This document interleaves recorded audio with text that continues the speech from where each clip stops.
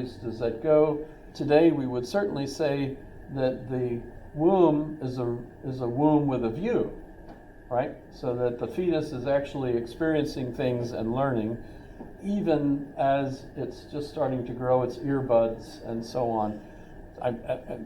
The fetus definitely recognizes the voice of the mother and maybe the father and so on. I remember I adopted my daughter, and so when I went into the hospital in Berlin, military hospital where she was, this was her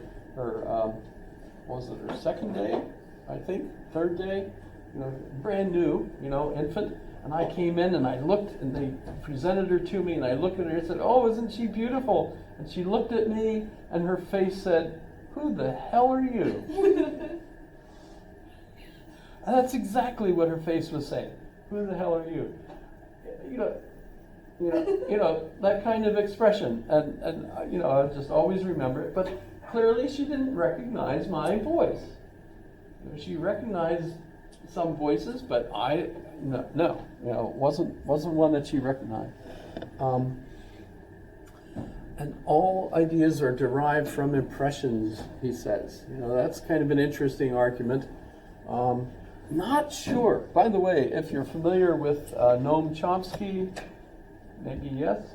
Noam Chomsky is first, what made him famous as a linguist was that he thought that all human languages are structured in common, so that no matter what language you speak, there's a relationship, kind of the deep grammar of that language is the same as any other human language.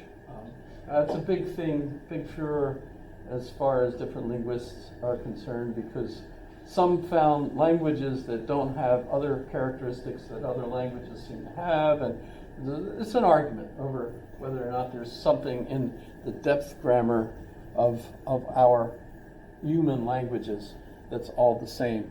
But you could say, that all ideas are derived from impressions, and yet the human mind certainly grows up structured to be ready for language and other kinds of characteristics. So, interesting argument. And then he goes on to say that the idea of God is merely extrapolation. When we think of our experiences and we think, this could not have been made by man, the human eye, or the interesting eye of the octopus. If you're studying them and you discover, wow, they actually seem to be more efficient than our eye, because we see things upside down, basically. If you've ever seen the diagram that shows arrows, etc., it wouldn't really be upside down if you thought of our mind as upside down, because then we're seeing it right side up. And there are folks that study our features, like body language, and interpret the ear as kind of an upside down human being. And this is your head, and this is your the bottom, and these different parts in your ear tell you different things. And if the hole in your ear is really large, you won't have any trouble having children. They'll come right out. But if it's really narrow, well, you're going to have trouble. Yeah, there are people that. Have you heard that before? No, but it's extremely odd. He's extremely odd too. Yeah. But the guy that I'm thinking of that teaches all this stuff, he learned it in Japan. But but yeah, there's all kinds of and if you think about how a fetus develops and etc. The idea that leaves are similar to the branches and the branches are similar to the tree. Our genetics, as it's developing, we definitely have the same fractal kind of effect, so that it's like the cells are all on this. They all have the same ticket. They all have the same plan, and so your body is essentially developing as one unit that has all these characteristics that are simply you, right? That's kind of cool to think of it that way. But the idea of God is an extrapolation. So Hume seems to present the logical end result of the empiricist position. And by the way, he's also referred to as the skeptic par excellence, the skeptic of skeptics, because of his position. But keep in mind, he's also very practical.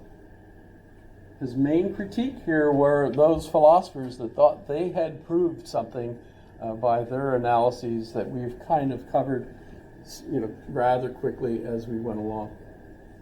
So things he talks about are the custom and habits of the mind, the association of ideas, the idea that we know things are a particular color, and I remember this being an interesting puzzle. I wrote a paper on it in my class as a student, that different colors resemble one another. I'm not seeing any particular outfits. I usually like to pick on two people that have the same color on. I don't see anybody. They're wearing the exact same outfits. Okay, white and blue jeans.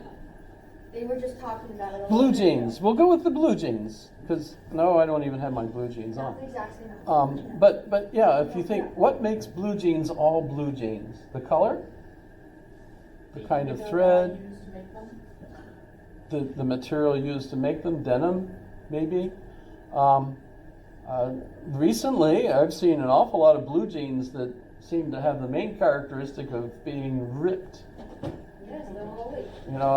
And they're really expensive. Yes, they are. Yeah, they are. And they don't last very long. So that really puzzles me. Why would you go out and buy a pair of jeans? They're all almost already destroyed. Because they're cute. It's a style. It's a So I statement. should wear them? That would make them cute? I would love to see that. What about ripped skinny jeans? How do y'all feel about ripped skinny jeans? I would just carry them with How me. skinny is skinny? I would walk down the street and I would carry a pair of ripped skinny jeans with me and see how many people thought that they were cute. Okay, but what makes them all blue? You've seen the color blue before. Well, I mean, so all people, they're not blue. Mine got white. It's true. Good point. Wait, they're not white. Colorblind people. Oh, I think you said to old people. No, well. I'm sorry. I heard that, and I heard both actually, Yeah. because I knew she wasn't actually saying old people, even though it sounded like old That's people. what I heard. But I immediately corrected, as I would be typing, what did she actually say? All people. Yeah, that's what I would have actually fixed, right? But when we see something that's blue, and we think, aha, it's blue because it's identical to this other blue color, right? It's identical. Okay, so Hume will ask, okay, so if this blue spot is identical to this blue spot, wouldn't that mean that they're both in the same place? Because they're identical. In the same place. Well, if they're identical, that means there's no difference. On the color wheel? And if there's no difference, then they have to be the same. No, I don't think they're the same then. But it just sounds like bad language. Identical is, there's no difference, right? So why not just say similar? Okay, let's do that. This blue spot is similar to this blue spot. Okay. And there probably is. We're all in a little agreement with difference that. Between every little color. Also, specifically, you did say the colors were identical. Not necessarily the objects containing the colors were identical. Well, this lapel and this lapel, the colors are identical? And it's the same, it's on the same, it's one item. Yeah, There we go, yeah, that's word yeah. English. But there's two different spots, Kind right? of different shapes, though, from sides of the collar. And this Scottish tie I wore in honor of David Hume, which no one can see my ties because of the beard. That's pretty dumb, isn't it? But I'm wearing a Scottish tie today. But when you think of it, this spot is identical to this spot. We'll say similar. Because that gets us out of the problem, right? No, it doesn't. Because then you go and you say, what makes them similar? Well, it's similar because this blue is exactly the same as that blue. I think that's attaching like two different values to one value. You're making a scalar value a vector value. That sounds cool. And I know David Hume wouldn't have ever said that. I didn't even know what you said. High English. I can't absorb that. Well, the way the particles reflect light, are we going in that direction? No, I'm going in the direction of if you say something is heavy, you're making a judgment about its weight, not about its weight and position. You Yes. know, if I say something is a color, I'm saying nothing about its position, I'm just saying something about its color. You're Oh. attaching another value to something that wasn't necessarily there when I made the comment on that particular thing. Now, with the I'm color lost. position, the light, you were explaining it to me a few days ago, because I thought, all my life, I thought, if I see blue, I'm seeing every color but blue, but it's different. Oh, I've heard it. Yeah, You've yeah. heard that, but Yeah, there's the way the light, yeah, but it's what the way it's the way it reflects or. but the way your retina is Yeah, receiving but the what if there's a wave, missing the particle same. in one of those clothes with the different color shades, so then you could be okay and just, you know. well, but it takes it down another level where we say that the reflected light that my eye is perceiving is the same here and here. Which gets us to the identical and separate issue. You know, if this is what he's doing, you know, we're assuming that all these things are the same, but what we mean by that is that they're identical. And when we say no, they're not identical because they're in two different places, or we see them in two different places, etc. But then when we say that they're identical, the way they appear to us, we get down to another level where we just simply say that it's identical in the way they react to the light, to our eyes, etc. And so the problem just keeps going down a level. We haven't solved the identical problem. It's, you know. So did he solve it or not? No. He basically concluded that, you know, you couldn't really have a physical explanation for how two things are identical and yet and separate at the same time. I would have told him, like, does it matter? She had the first question, right? Yes? You had your hand up, I thought. I think I was gonna say something about reflection. Because I'm roots sorry. are identical. I'm trying to and catch ants have everybody. 40% of our DNA. And then you had a question, and then you had a question. No, I was just gonna, that's very true. if I were talking to him right now, I would just say, does it even matter? Yeah, you keep saying this guy's practical and I ain't seeing it. It's my interpretation of him that's making a mess, I suppose. And your question was? Or your comment? This applies to identical. They're not identical though. They have a different way of seeing reality. They have their own opinions. But at the same time, we're just calling them identical. Is their DNA exactly the same? We're I not think No, so. it's not. we're not trying to go down Is to it? the process. Or just when they're born. That's the part that makes it different, right? DNA is, everything else is different, the At least nurture they're- aspect. Yeah, if they're What identical, about you that's get because cancer the and you same don't get egg cancer at the split same and time? created two Or- different I'm not or trying to three wish different cancer on people. both of them or cancer on any of them, but I'm saying one thing, they're not gonna poop at the same time. Like, you know what I mean? No, okay, but I live with twins, okay, so if one of them is crying at this time, right, it'll, once we get them to feel better, the other one will start to cry. So I feel like they're identical in the way of, oh, okay, since my other half technically is in pain, I might as well try to equalize that equation by feeling that pain, but just a little. I lost my train of thought. They're reflecting. I saw where it was going though. I was with They're you on the reflecting track to- and I when could one see gets where better, it they was going. have to. Yeah, they have to reflect it, This- okay, boom. Caleb had the next point.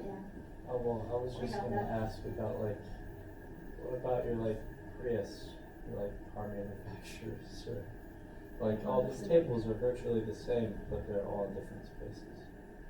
Yeah, they're made of different molecules that are. Problem in the he's book. puzzling us with, I think, Are they though, because if they're made from different molecules. How are they they- look the same. how are they identical and Well, they yet don't look the different? same. This one has a scuff right there, this one does not have a scuff right there. They have some of them way heavier than the other ones, like Probably a couple, not. like think about that, you know, like. The ones that they're defects. Yeah, this one Defects, like even cars can like. Well, I mean, here's the problem, and I don't know that there's been a good solution to this. But just so you're aware that this is one of the problems he brought up. What are some of the other ones? So that's contiguity in time or space. Contiguity means what you've heard this since you live in Alaska. People ask, "Are you in the United States?" And you say, "Yes, Alaska." And they say, "Oh, so you're not in the United States," and they're so confused. And the problem they're having is we're not contiguous. We're not right next to, because we've got Canada in between, right? And poor Hawaii, is,